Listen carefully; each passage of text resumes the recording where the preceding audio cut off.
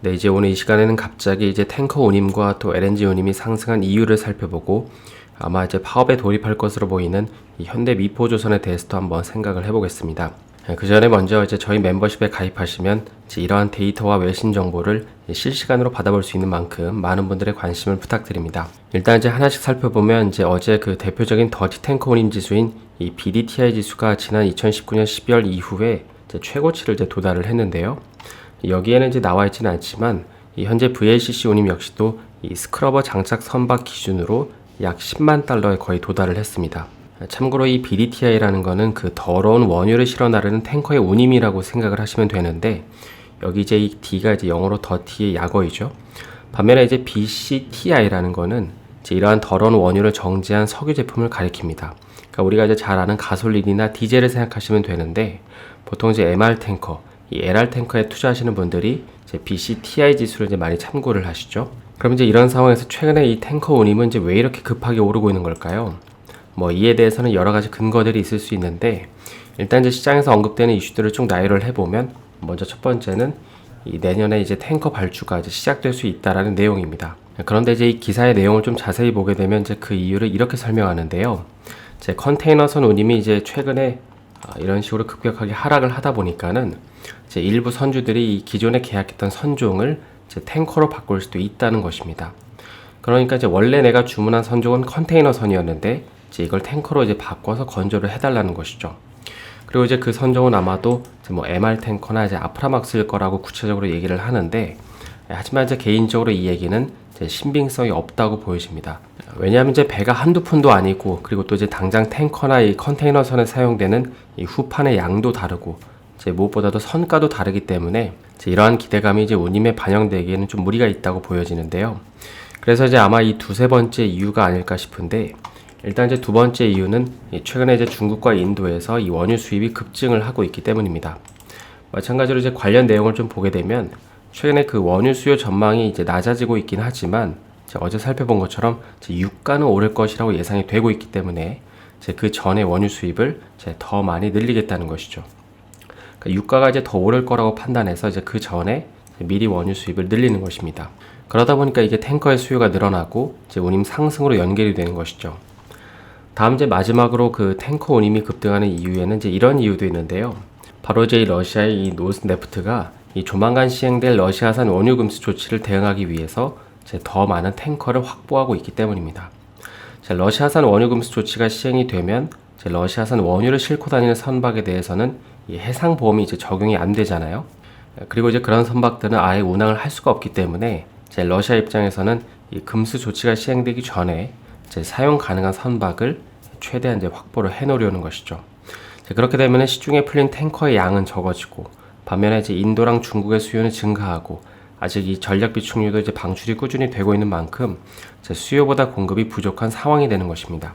특히 이제 이 기사를 보게 되면 그 현재 미국에게 압력을 받고 있는 인도가 이제 러시아산 원유 가격 상한제에 이제 참여를 하지 않을 것으로 보이는다고 이제 그런 내용인데, 뭐 이에 대해서는 여러 가지 이유가 있겠지만은 이제 대표적인 이유로는 이 현재 인도가 러시아의 에너지 기업들의 이 투자한 액수가 꽤 많기 때문입니다. 따라서 이제 이렇게 되면은 추후에 러시아산 원유 금수 조치가 시행이 되더라도 러시아는 중국과 인도를 중심으로 꾸준히 원유 수출을 할 수 있기 때문에 이제 더 많은 탱커가 필요하다고 이제 판단을 한 것이죠. 그럼 이제 다음으로 그 LNG 운임에 대해서 살펴보면, 최근에 이제 천연가스 가격이 좀 하락하고 있긴 하지만 이와는 대조적으로 이 LNG 운임이 최근에 그 하루 운임이 45만 달러를 넘어서서 50만 달러에 도달할 것으로 이제 거의 보이고 있습니다. 그러다 보니까는 대표적인 기업 중에 하나인 이 플렉스 LNG 같은 경우에 이제 좋은 흐름을 좀 보이고 있는데, 최근에 이제 이렇게 LNG 운임이 폭등하는 이유는 바로 이제 탱커선과 마찬가지로 이 LNG 선박이 부족하기 때문입니다. 어떤 분들은 이제 아니 천연가스 가격도 이렇게 낮아지고 있고 또 유럽이 이제 보시는 것처럼 재고 확충도 잘 해놨는데 무슨 선박이 부족하냐고 이제 반문하실 수도 있지만 실제로 선박이 부족합니다. 현재 그 EU의 이제 천연가스 재고량을 보면 평균적으로 92% 수준을 보이고 있는데요. 그런데 이제 이 사진을 보시게 되면 이 LNG 운반선들이 이제 항구로 가지 못하고 이제 이런 식으로 다 이제 바다에 이제 둥둥 떠다니고 있습니다. 왜냐하면 이제 첫 번째로 그 항구에서 이 LNG를 하역할 수 있는 이 시설 캐파의 한계가 왔기 때문이고요. 그리고 이제 두 번째로 이들 선박들은 이제 하역을 하지 않고 그냥 LNG를 실은 채 이런 식으로 바다에서 둥둥 떠다니고 있기 때문입니다.